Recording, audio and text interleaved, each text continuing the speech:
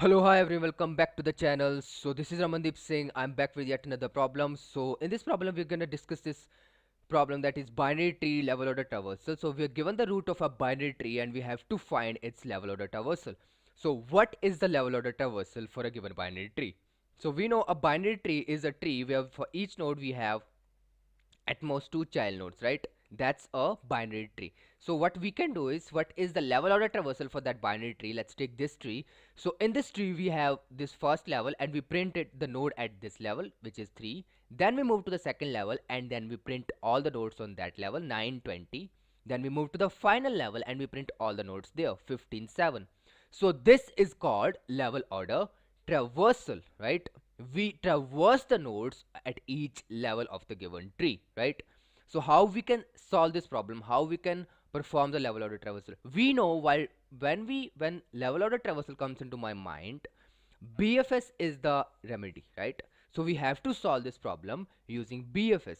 So let's see how we can do that. So what we do in BFS is to start from the node at the first level. So we push it into the queue. So we take a queue and we push this node into the queue. So we push 3 into the queue. Then we pop this node, we run a while loop, we pop this node out of the queue and we push it into the answer array. So we push it into the answer array, this 3. And we also push its child nodes into the queue, 9, and then we push 20, right? Then we again run a for loop and we pop all the nodes from this queue and we push it into a vector and we push that vector into the answer, 9 and 20, right? Then we also push their child nodes into the queue, right? We push their child nodes into the queue. So we pop it, we push child nodes of 9, we do not have any child node. We push the child nodes of 20, we do not have. We push 15, then we push 7, right? In the next iteration, we again run a loop and pop these nodes out of the queue. So we pop 15 and then we pop 7 and we push it into the queue, 15 and 7, and we push it into the queue, right? And finally we pop these nodes and these nodes do not have any child nodes, and we return this array, this answer array, from the end of the queue, from the end of the function, right? And that's my answer. We can see that this is the answer that we have, 3, 9, 20, 15, 7. So that means all we have to do is to just perform BFS. So let's start. So we take a answer vector, vector of vector, let's call it answer, and we take a queue, let's call it QU. We run a while loop till this queue is not empty. We run the while loop. Then into this while loop, what we're gonna do is we will be popping up the node, tree node, q dot front. Then what we have to do is we run a while loop, we run a for loop. First we calculate the size. Size is,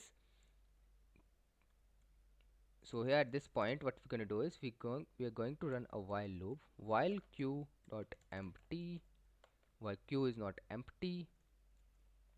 What we are going to do is we are popping up the nodes, tree node, let's call it node. So we are not popping up here. We take a q first, q u e u e, tree node, let's call it qu. Okay, and we also take a,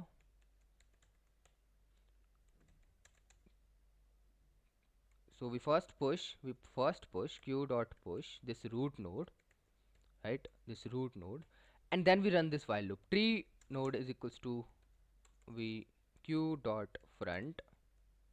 Then what we have to do is we have to calculate the size of the queue. So we calculate the size of the queue, which is q dot size. We calculate the size of the queue, then we run the while loop, and while we are running the while loop, what we have to do is we have to, so if we check if we have, so here we will push, so we take a vector which we have to push at the end, vector v, and here we push that into the vector, we push the current node into the vector. So node, we push the current node into the vector, node value, and we check if this node is not 0. If it is not 0, if it is not null, we have to check if it is not null. If it is not null, then we're gonna push this value, right? We're gonna push this value, and we have to check if it has the left child. So if it has the left child, we push the left child into the queue. Node left, and we push it into the queue. Actually, we push it into the queue, and if it has the right child node, then we push it into the queue dot push node. We push it into the queue again. So in this fashion, we are performing the BFS. Then after that, what we can do is, at the end, what we can do is, we can check if the size of the given vector is greater than 0. If it is greater than 0, then we're gonna push this vector into the answer, and at the end we will return the answer, right? So that's how we are performing the BFS, and that's all we have to do in this problem, and I will see you soon in my next video. Please stay with me, and I will be there. I will see you soon in my next video. Till then, take care. Bye bye.